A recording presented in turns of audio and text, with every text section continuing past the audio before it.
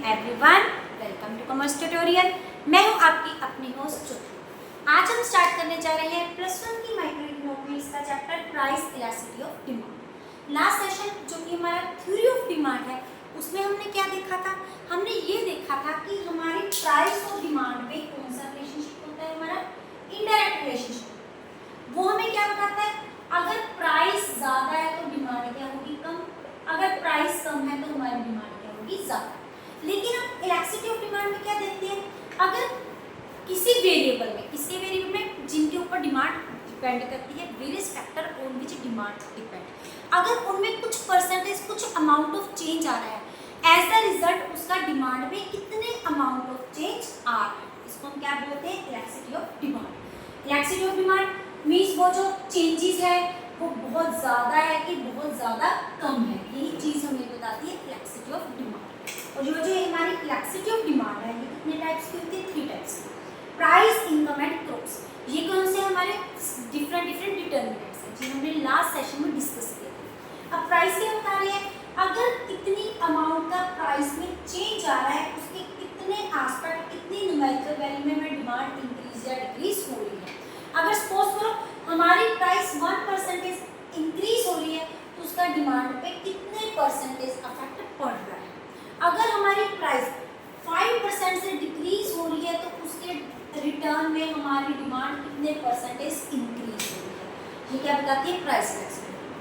अब इनकम है, अगर इनकम में 2%, 3% का चेंजेस आ रहा है, उसका डिमांड में कितना परसेंट चेंज हो रहा है। क्रॉस में क्या रहती है हमारी? ऐसे इसको डिनोट करते हैं। मीन्स इनमें कौन सी गुड्स आ जाती है? हमारी रिलेटेड गुड्स। अब रिलेटेड गुड्स क्या होती है? एक हमारी होती है सब्स्टिट्यूट गुड्स और दूसरी हमारी कौन सी होती है? Complementary goods. अगर सब्स्टिट्यूट गुड्स में इतनी अमाउंट का चेंज आ जाता है, 1.5 अमाउंट का चेंज आता है परसेंटेज का, उसका दूसरे प्रोडक्ट सब्स्टिट्यूट गुड्स पे कितना इफेक्ट। यही चीजें मतलब ऑन द होल हम देखें, it is the numerical measurement of up to some extent demand changes due to change of its various factor. हम ये देखते हैं, इसमें हम डिग्री भी देखते हैं कितने परसेंटेज चेंज हो रही है, और एक्सटेंट भी। उसमें सिर्फ क्या देखा जाता है? बस यही देखा जा रहा था कि कौन सा रिलेशनशिप है, इनडायरेक्ट रिलेशनशिप है। हमारे सिलेबस में क्या है? Price elasticity of demand. तो हम क्या डिस्कस करेंगे? प्राइस इलास्टिसिटी ऑफ डिमांड को ही टेक इनटू अकाउंट। सबसे पहले इलास्टिसिटी ऑफ डिमांड को किसके साथ डिनोट किया जाता है? ईडी के साथ। हमारे पास इसके 2 मेथड्स होते हैं। फर्स्ट है परसेंटेज चेंज मेथड और then total expenditure. Percentage change के नाम से डिनोट हो रहा है कि इसमें मेजरमेंट करेंगे परसेंटेज। अगर सबसे पहले ईडी क्या होती है? हम जिस that is elasticity of demand. इसमें क्या होता है? Percentage change in quantity demanded due to percentage change in price. इतनी परसेंटेज अगर प्राइस में चेंज आ रही है, उसका कितना एक्सटेंट, कितनी डिग्री का effect percentage change in quantity demand में। इसको हमेशा डिनोट इसके साथ लिया जाता है माइनस साइन। रीजन, प्राइस और डिमांड में कौन सा रिलेशनशिप होता है? नेगेटिव रिलेशनशिप होता है। इसकी डिनोशन हम हर क्वेश्चन में माइनस अपनी तरफ से लेंगे। अब परसेंटेज चेंज को शो करने के हमारे पास 2 टाइप्स ऑफ डिमांड होनी चाहिए। एक हमारी क्या होती है? New demand. एक हमारी होती है बेस डिमांड, जो हमारी original, you can say original. अब न्यू डिमांड को हम किसके साथ डिनोट करेंगे? Q1 के साथ। और ओरिजिनल डिमांड को किसके साथ डिनोट कर देंगे? Q के साथ। इसी के साथ अब परसेंटेज अगर चेंज इन प्राइस देखनी है तो भी हमारे पास कितनी टाइप्स ऑफ प्राइस होगी? 2 टाइप्स। तो हमारी न्यू प्राइस को किसके साथ डिनोट करेंगे? P1 के साथ। ओरिजिनल प्राइस को किसके साथ डिनोट कर देंगे? P के साथ। अब चेंज निकालनी है। चेंज मतलब दोनों में हमने क्या लेना है? इसका मतलब डिफरेंस लेना है। अब डिफरेंस को क्या करेंगे? New minus old, Q1 minus Q minus. अब इसको डिनोशन किसके साथ कर रहे हैं हम? परसेंटेज के साथ कर रहे हैं। ऊपर क्या जाएगा? Base into 100। वैसे हमारा नीचे आ जाएगा P1 minus P upon original. Percentage change होने के कारण हम परसेंटेज निकालेंगे तो नीचे क्या रहेगा? Base into 100। अब हमारे इकोनॉमिक्स में जो हमारा चेंज वर्ड है, इसको किसके साथ डिनोट कर दिया जाता है? डेल्टा। पूरी इकोनॉमिक्स चाहे +1 ले लो चाहे +2, चेंज किसके साथ डिनोट किया जाता है? डेल्टा के साथ। इट मीन्स ये डिफरेंस किसके साथ हम डिनोट कर सकते हैं? माइनस सिंबल हमने लेना नहीं लेना है। Delta Q upon Q, delta P upon P। अगर इसको मुश्किल लगता है तो आप ये इसकी पॉइंट भी कर सकते हैं। रीजन, इसमें हमने पहले चेंज दिखा दिया। चेंज का मतलब क्या होता है कि कितनी चेंज आ रही है, ड्यूरिंग द मंथ कितना चेंज आएगा, उसको हम किसके साथ डिनोट करेंगे, डिफरेंस के साथ। अब डिफरेंस परसेंटेज का हम 9th 10th में कर चुके हैं। ये फार्मूला क्या होता है, अपॉन क्या लेते हैं हम, बेस ईयर। अब बेस किसका लेना है हमें, क्वांटिटी का। इसमें बेस हमने किसके लेना है, प्राइस। अब चेंज को किसके साथ डिनोट किया जाता है, डेल्टा के साथ। यहाँ पे हमने ऑलरेडी डिस्कस कर लिया। 100 के साथ हम क्या, हमारा 100 कट कैंसिल हो गया। अब यहाँ पे क्या आ जाएगी, मैथमेटिकल टर्म। सेंटर में कौन सी है, डिवाइड का सिंबल है। जब भी ऐसे होता है तो इसको हम क्या कर लेते हैं, रेसिप्रोकल। दिस इज हम have done in 7th 8th 9th के लिए हमारा क्या है, कंसेप्ट। माइनस के साथ इसकी डिनोशन होगी, ये आ गया Q upon P upon delta. ये डेल्टा पी ऊपर चला गया, नीचे चला गया डेल्टा पी। अब हमारा टोटल फार्मूला क्या बन गया, P upon Q into delta Q upon delta P. हमने ओरिजिनल बेस ईयर को अलग लिख लिया और डेल्टा को अलग लिख लिया। यही है हमारा percentage method of calculating the price elasticity of demand. जैसे जैसे हमें क्वेश्चन गिवन होंगे उनकी वैल्यूज पुट करेंगे और हमारे पास क्या आ जाएगा, आंसर आ जाएगा। इसके साथ रिलेटेड प्रैक्टिकल्स हम नेक्स्ट सेशन में टेक इनटू काउंट करेंगे। उससे पहले आप इनके फॉर्मेट को अच्छे से कैप्चर कर लो, इवन की डेरिवेशन वगैरह भी आ जाती है। अगर आप इनका स्क्रीनशॉट लेना चाहते हैं तो ले सकते हैं। उसके बाद हमारा कौन सा मेथड आता है, एक्सपेंडिचर। अब एक्सपेंडिचर का मतलब क्या होता है, खर्चा। इसको हम किसके साथ टेक इनटू काउंट करेंगे, नाम से क्लियर हो रहा है, हमारे खर्चे के साथ क्लियर हो रहा है। इससे हमें पता लगता है कि हमारी प्राइस इलास्टिसिटी ऑफ डिमांड कितनी है। मेरी जो हमारी प्राइस इलास्टिसिटी ऑफ डिमांड है, इसको हम 3 कंडीशंस में कैलकुलेट कर सकते हैं इन द प्रैक्टिकल। जब ये क्या होती है, इक्वल टू 1 होती है, या ये ग्रेटर देन 1 होती है, या ये लेस देन 1 होती है। ये 3 कंडीशंस है जो हम किसमें स्टडी करते हैं, टोटल एक्सपेंडिचर में।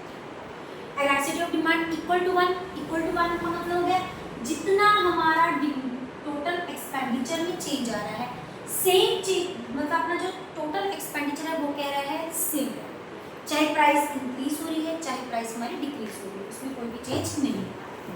अगर हमारा total expenditure it will remains the constant, चाहे प्राइस इंक्रीज हो रही है, चाहे प्राइस डिक्रीज हो रही है, इसका हमारे टोटल एक्सपेंडिचर पे कोई भी इफेक्ट नहीं पड़ रहा, तो हमारी इलास्टिसिटी ऑफ डिमांड किसी इक्वल हो जाएगी 1, मतलब यूनिट।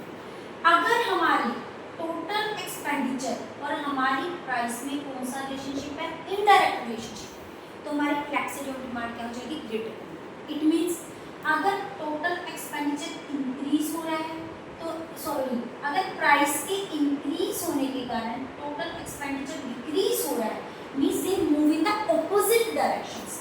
क्यों ऑपोजिट डायरेक्शन में मूव कर रहे हैं, क्योंकि दोनों में कौन सा रिलेशनशिप है, इनडायरेक्ट रिलेशनशिप। तो ये हमारी क्या हो जाएगी, ईडी इज ग्रेटर देन 1।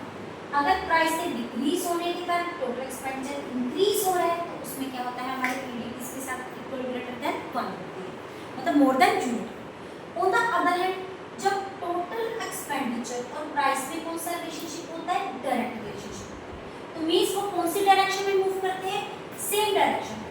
ये हमने ऑलरेडी डिस्कस कर लिया है। अगर 2 वेरिएबल्स में इनडायरेक्ट रिलेशनशिप होता है तो वो दोनों कौन सी डायरेक्शन में मूव करते हैं, ऑपोजिट डायरेक्शन।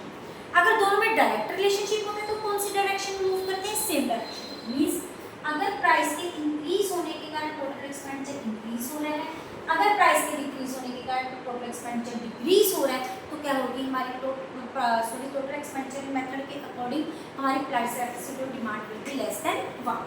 इसको हम एक डायग्राम के साथ भी क्या कर सकते हैं, डिनोट कर सकते हैं। नीचे हम एक्स एक्सिस पे क्या शो कर रहे हैं, टोटल एक्सपेंडिचर, प्राइस हम कहाँ पे शो कर रहे हैं, अपना वाई एक्सिस। इसकी शेप कुछ इस टाइप की होती है, ये यहाँ से यहाँ, चाहे यहाँ पे प्राइस हमारी इतनी हो जाए, चाहे प्राइस हमारी इतनी हो जाएगी, हमारा टोटल एक्सपेंडिचर कितना रहेगा, and that will be the same. ये कांस्टेंट जो डायरेक्ट लाइन है ये ही चीज़ को क्या कर रही है, शो कर रही है। ये हमारा टोटल एक्सपेंडिचर जितना मर्जी हो जाए, चाहे इतना इंक्रीज हो, चाहे प्राइस इतनी इंक्रीज हो, चाहे इतनी इंक्रीज हो, लेकिन जो हमारा एक्सपेंडिचर रहेगा वो क्या रहेगा, सेम रहेगा एट E1। तो इस कंडीशन में हमारी ईडी किसके इक्वल होती है, 1 के equal. On the other hand अगर हम ये वाला पॉइंट देखें ऊपर वाला, अब देखो पहले इसको प्राइस ये है, उसके बाद हमारी प्राइस डिक्रीज होगी इतनी, मीन्स यहाँ पे प्राइस डिक्रीज होगी और डिमांड हमारी क्या हो चुकी है, इंक्रीज हो चुकी है। मीन्स दोनों कौन सी डायरेक्शन में जा रहे हैं, ऑपोजिट डायरेक्शन। ये नीचे की डायरेक्शन, ये फॉरवर्ड डायरेक्शन। जब दोनों ऑपोजिट डायरेक्शन में होते हैं तो ईडी किसकी ग्रेटर होती है, 1 के ऊपर। तो तो नीचे क्या आ जाएगा, ईडी इज लेस देन 1। ये कौन सा मेथड था हमारा, टोटल एक्सपेंडिचर मेथड। अगर आप इसका स्क्रीनशॉट लेना चाहते हैं तो ले सकते हैं। उसके बाद हमारा टॉपिक आता है डिग्रीज ऑफ ईडी। हमारी इलेक्ट्रिसिटी ऑफ डिमांड की कितनी डिग्रीज होती है, मोस्ट प्रॉब्ली हमारी इलेक्ट्रिसिटी ऑफ डिमांड की कितनी डिग्रीज होती है, हमारी ये कंडीशन होती है 5 = 0। This is known to be electricity, this is known to be 1 means unitary electricity of demand, greater than unitary electricity, less than unitary electricity and it goes to be infinity। सबसे पहले हम कौन सा case ले रहे हैं देखिए, जब हमारी ईडी की किसके इक्वल है, 0 के इक्वल है। 0 मतलब नथिंग, कोई भी इफेक्ट नहीं पड़ेगा, चाहे प्राइस इंक्रीज हो रही है चाहे प्राइस हमारी क्या हो रही है, डिक्रीज हो रही है। इसमें क्या हो रहा है, चाहे प्राइस हमारी इंक्रीज हो रही है चाहे प्राइस हमारी डिक्रीज हो रही है, it has no effect on the demand. Means demand क्या रह रही है, सेम रह रही है, उसमें कोई भी चेंज नहीं आएगा। ये किस केस में हो जाता है, in case of luxurious sorry हमारी नेसेसरी गुड्स। नेसेसरी गुड्स कौन सी होती है, जो हमारी जरूरत का सामान होता है, जैसे साल्ट हो गया, नमक हो गया, आटा हो गया, घी हो गया, दूध हो गया, जिसके बिना हमारा लिवलीहुड पॉसिबल नहीं है। अब इनकी प्राइस चाहे इंक्रीज हो चाहे डिक्रीज हो, कस्टमर को प्रॉब्लली फोर्स होकर इनको परचेज करना ही पड़ता है। तो इस केस में हमारी ईडी क्या होती है, 0, मतलब डिमांड में कोई भी चेंज नहीं आ रहा। किसकी वजह से नहीं आ रहा, प्राइस की वजह से नहीं आ रहा। प्राइस चाहे इंक्रीज हो चाहे प्राइस हमारी डिक्रीज हो। इस केस में ये हमारा डायग्राम कुछ ऐसा बनता है, it is parallel to, it is the vertical line parallel to Y axis. यहाँ पे क्या होती है हमारी एक्स एक्सिस, यहाँ पे क्या हो जाती है वाई एक्सिस। यहाँ पे क्या शो करेंगे हमें, क्वांटिटी डिमांडेड, इधर हमारी क्या जाएगी, price. In this case ED is equal to 0। In other words, in economics term it is known to be inelasticity of demand. चाहे यहाँ पे प्राइस हमारी क्रीप हो रही है, चाहे P से इंक्रीज होकर हमारी P1 हो रही है, चाहे P से डिक्रीज होकर हमारी P2 हो रही है, quantity demand will remains the same. In this case ED will be a vertical line that is parallel to the Y axis. Second case हमारा क्या हो रहा है, जब क्या हो रहा है, ईडी इज इक्वल टू 1। अब ये क्या है, यूनिटी। यूनिटी का मतलब क्या होता है, अगर सेम जो change in price is equal to change in quantity, जितना प्राइस में चेंज आ रहा है सेम चेंज किसमें आ रहा है, क्वांटिटी में चेंज आ रहा है, क्वांटिटी डिमांड में चेंज आ रहा है, उसको हम क्या बोलते हैं, ED is equal to 1, that is unitary electricity of demand. और इसका डायग्राम कैसे बोलते हैं, अब ये देखो, पहले हमारी प्राइस कितनी है, P, अब प्राइस में कितना चेंज आया, इतना, सेम चेंज हमारा कितना आ गया, क्वांटिटी डिमांड। प्राइस डिक्रीज होगी, हमारी डिमांड क्या होगी, इंक्रीज होगी। इसकी शेप कुछ ऐसे होगी, that is ED is equal to 1। इस केस में क्या है, change in price equal to change in quantity, दोनों में जो चेंज आ रहा है वो क्या है, इक्वलाइजेशन। इस शेप को हम इकोनॉमिक्स के टर्म में क्या बोलते हैं, रेक्टेंगुलर हाइपरबोला। जिस केस में हमारी ईडी इक्वल टू 1 होती है, उस केस में हमारी शेप क्या आती है, रेक्टेंगुलर हाइपरबोला। अब नेक्स्ट क्या है, ईडी इज ग्रेटर देन 1। अब यहाँ पे नाम से डिनोट हो रहा है कि जो हमारी ईडी है वो किससे 1 है, ग्रेटर देन 1 है। It means change in demand it's greater than change in quantity, demand is greater than change in price. ये डी से पता लग रहा है, डी किससे ज्यादा, हमारी 1 से ज्यादा। इसका डायग्राम कुछ ऐसे कंस्ट्रक्ट करेंगे। ये हमारे आगे सेम वे से इधर वाली साइड हम प्राइस लेंगे, इधर वाली साइड हम प्राइस लेंगे, क्वांटिटी। सपोज करो स्टार्टिंग में हमारी क्या है, P और हमारी Q। Change in quantity demanded is greater. अब इतनी प्राइस में क्या है, फाल है, लेकिन क्वांटिटी में कितना चेंज आ रहा है, इतना चेंज आ रहा है, तभी तो ईडी किससे ज्यादा है, 1 से ज्यादा। तो इन दिस केस जो हमारी ईडी है, it is greater than 1। Reason, change in quantity demand is greater than change in price. बस ईडी को देखे जाना है, जो चेंजेस आ रहे हैं हमारे डी में आ रहे हैं, प्राइस की चेंज उसके उल्ट हो। जैसे देखो कि दोनों में कौन सा रिलेशनशिप है, opposite relationship. ED is less then 1, इसका क्या मतलब हो गया, हमारी जो डिमांड में चेंज आ रहा है वो क्या है, कम है, इससे चेंज है, कम है, प्राइस को कम है। अगर हम इसका डायग्राम कंस्ट्रक्ट करें तो हमारे पास किस टाइप का बनेगा, ये देखिए, ये एक्स एक्सिस, ये हमारी वाई एक्सिस। स्टार्टिंग में हमारी ये P है, ये हमारी क्या है, Q। अब change in demand is this, हमारा चेंज इन डिमांड सिर्फ इतना होगा, लेकिन प्राइस फॉल देखो कितनी हो रही है, इतनी ज्यादा हो रही है। ये कुछ ऐसे, AD इज लेस देन 1 क्योंकि Q is less than change price. Change in quantity demand is less than change in price. अब क्या है, it is equal to infinity. Infinity मतलब प्राइस में थोड़ा सा चेंज है लेकिन डिमांड बहुत ज़्यादा चेंज होगी। तो इसका डायग्राम हमारा कुछ कैसे बनेगा? It is shown by horizontal line that is parallel to X axis. इस केस में जो हमारी ईडी है वो किसकी इक्वल होती है? इन्फिनिटी। इन्फिनिटी मतलब जिसको हम मेजर ही नहीं कर सकते कि कितनी चेंजेस आएगी। अब देखो इसमें हम प्राइस को क्यों सेम रखते हैं? Price is shown by horizontal line that is parallel to X axis. क्यों? क्योंकि इसमें प्राइस में कौन सा चेंज आ रहा है? सिर्फ स्लाइटली चेंज। स्लाइटली मतलब बहुत थोड़ा चेंज आने की वजह से, जिसको हम ग्राफ में शो नहीं कर सकते। लेकिन डिमांड में कितना चेंज आ रहा है? पहले क्यू थी, फिर कितनी होगी? Q1 आ गई, फिर कितनी होगी? Q2 होगी। मतलब प्राइस में चेंज थोड़ा सा स्लाइटली है, जिसको मेजर करना ग्राफ में टेबल में मुश्किल होता है, लेकिन डिमांड में अल्टीमेटली बहुत ज़्यादा चेंज आता है। ये हमारी degrees of elasticity of demand. उसके बाद हमारा टॉपिक है factor affecting elasticity of demand. कौन से फैक्टर है जो हमारी इलास्टिसिटी ऑफ डिमांड को अफेक्ट करते हैं? फर्स्ट है नेचर ऑफ द कमोडिटी। हमारी कमोडिटी किस नेचर की है? जैसे देखो नेसेसिटी में हम ऑलरेडी कर चुके हैं। नेसेसिटी कौन सी गुड्स होती है? वो गुड्स जिसको हम परचेज करना बहुत ज़्यादा जरूरी है, चाहे प्राइस राइज हो जाए चाहे फॉल हो। जैसे सॉल्ट है, नमक, शुगर, घी, चाय पत्ती, इनके बिना पॉसिबिलिटी नहीं है। तो इस केस में मतलब प्राइस इंक्रीज है डिक्रीज है, लेकिन डिमांड रिमेन्स द सेम। इस केस में जो हमारी ईडी है वो किसकी इक्वल हो जाती है? जीरो के इक्वल, मतलब इनइलास्टिक। अगर कोई लग्जरियस गुड्स है, एसी हो गया, कार होगी, टीवी हो गया, फ्रिज हो गया, मोबाइल हो गया, प्राइस की इंक्रीज डिक्रीज का डायरेक्ट इम्पैक्ट क्या पड़ता है? अफेक्ट करता है। इन दिस केस हमारी इलास्टिसिटी ऑफ डिमांड क्या होती है? It is elastic, that is infinity. जो ज्वाइंट प्रोडक्ट होते हैं इस कॉम्प्लीमेंट्री गुड्स, उसकी क्या होती है? मोड, मतलब इनवर्टेड। अवेलेबिलिटी ऑफ सब्स्टिट्यूट, अगर मार्केट में अवेलेबल है सब्स्टिट्यूट, मतलब चाहे अगर हम ची को कॉफी की जगह सब्स्टिट्यूट कर सकते हैं, तो इनकी डिमांड क्या होती है हमारे पास? इलास्टिक। अगर सब्स्टिट्यूट नहीं है फिर हमें वही खरीदना पड़ेगा, उसकी मार्केट में कोई और रिप्लेसमेंट नहीं कर सकता, उसकी डिमांड क्या होती है? इनइलास्टिक। मल्टीपल यूजेस, वो प्रोडक्ट जिसके मल्टीपल यूजेस होते हैं, जैसे मिल्क हो गया, मिल्क का घी, कर्ड, बटर बहुत कुछ बनता है।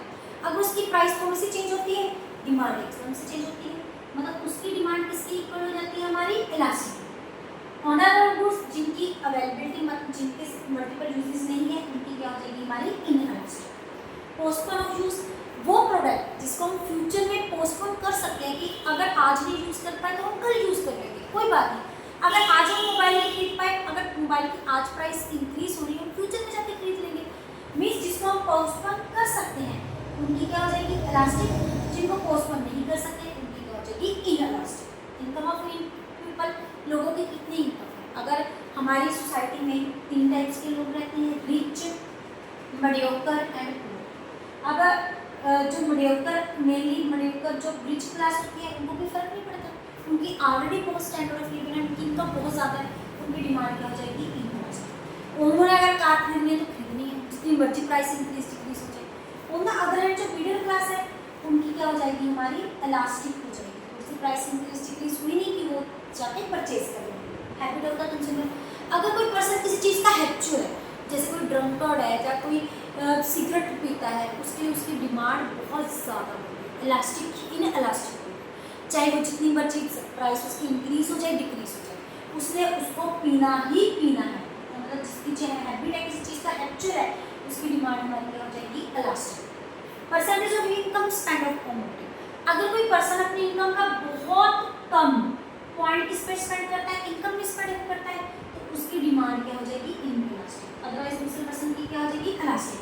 प्राइस लेवल हम देख चुके हैं, अगर प्राइस फॉल हो रही है तो डिमांड क्या हो जाएगी? इंक्रीज हो जाएगी।